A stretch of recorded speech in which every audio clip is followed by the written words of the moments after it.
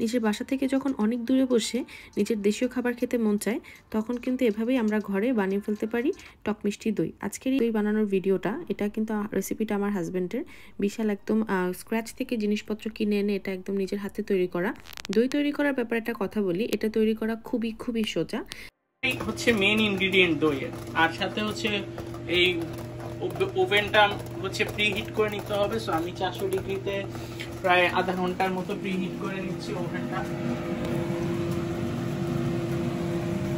দইতে আমরা কোনো চিনি ইউজ না করে আমরা ইউজ করেছিলাম কনডেন্স মিল্ক, যেটা এটার এই মিষ্টতা ভাবটা এনেছে।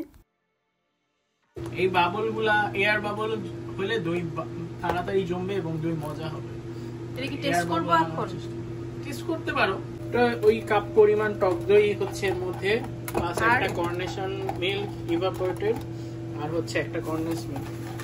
সো তিনটা দিয়ে ফার্স্টে হচ্ছে টক দইটাকে অনেকক্ষণ ধরে ভালোভাবে ফেটতে হবে। আমরা বানাতে বানাতে এটা রেসিপি সম্পর্কে একটু জেনে নিচ্ছি বিশালের থেকে। ফার্স্টে হচ্ছে টক দইটাকে ভালো করে ফাটায় নিতে হবে। ফাটানোর পরে একটা কর্নেশন মানে হচ্ছে ইভাপোরেটেড মিল্ক দিয়ে, এটা কি কোকোনাট মিল্ক ছিল তাই না? না, এটা ইভাপোরেটেড মিল্ক, এটা কোকোনাট মিল্ক। সো ওইটা দিয়ে নাড়াতে থাকতে হবে ভালো মতো। তারপরে যখন দেখবে যে টক দইটা ভালো মতো একদম গুলে গেছে ওই মিল্কের মধ্যে, তারপরে হচ্ছে কনডেন্স মিল্ক দিতে হবে স্বাদ মতো, যতটুকু মিষ্টি কেউ এক্সপেক্ট করে। এটা না দিয়ে কফি মেকারটা দিয়ে করতে পারবা না, এটা দিয়ে করলে ভালো হবে। এটা মিক্সার, সো এটাতে অনেক ভালো নিচে দানা দানা থাকলে মিশবে। কফি মেকার দিয়ে মিশবে না। এগুলো করতে করতে আমাদের সন্ধ্যা নেমে আসলো, এবং সন্ধ্যা নেমে আসলে আমি ইদানিং ফ্রেগ্রেন্স ক্যান্ডেলের অনেক প্রেমে পড়ে গেছি। নানান ফ্রেগ্রেন্স ক্যান্ডেল এনে আমি জ্বালাই। আমার কাছে ফ্রেগ্রেন্স জিনিসটা অনেক বেশি ম্যাটার করে, এই জন্য আমার কাছে এই ঘ্রাণ জিনিসগুলো পছন্দ। এখন পুরো দই দই চলে আসছে। আরেকবার দাও।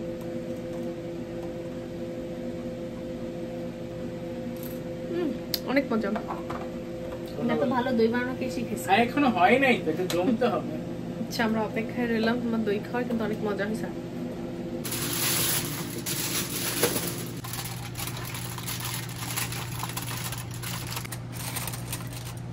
অনেকে হচ্ছে এটাকে 40 মিনিট 1 ঘন্টা করে রেখে দেয়। সো আমি হচ্ছে এটাকে সারা রাত ধরেই ফ্রিজে রাখবো, এই ফ্রিজ বলতে ওখানে, যাতে এটা সারা রাত ধরে জমে এবং কালকে ইনশাআল্লাহ আমরা এটা খেতে পারবো। মানে এটা আমি করি, এটা আসলে ক্ষেত্র বিশেষে ওভেনের উপরেও ডিপেন্ড করে অনেক সময়।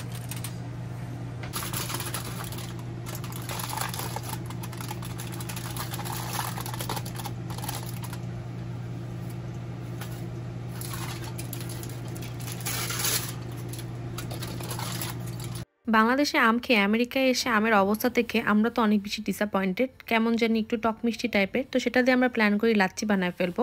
তার মাঝে ওভেনে আমরা এখন আমাদের দইটা ঢুকায় ফেলবো।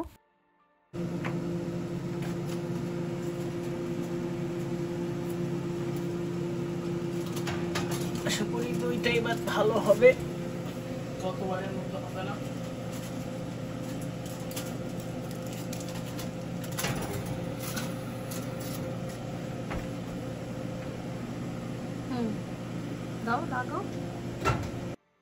সো পুরো এক রাত দইটাকে জমতে দেওয়ার পর ফাইনাল লুক কিন্তু এরকম হবে, এবং এটা ফ্রিজিং করার পর এত বেশি মজা লাগে।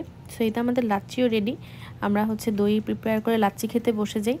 একেবারে পিওর ম্যাঙ্গো দিয়ে, আমরা এটার সাথে কোনো চিনিও মিশাই নাই। কারণ এভাবে করে আমাদের আরেকটা সুন্দর সন্ধ্যা কেটে গেল।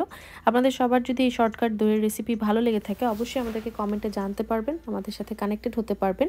এবং আপনাদের যে কোনো মন্তব্য মতামত কিন্তু আমাদের ভালোই লাগে দেখতে, যখন আপনারা কোনো একটা পজিটিভ গঠনমূলক কমেন্ট করেন বা আমাদের ভুলগুলো ধরিয়ে দেন। তো সব কিছু মিলে এটা আরেকটা ক্যান্ডেল। আমি হচ্ছে এটা আজকেই নতুন কিনছি, এটা আমার পুরানো ক্যান্ডেল।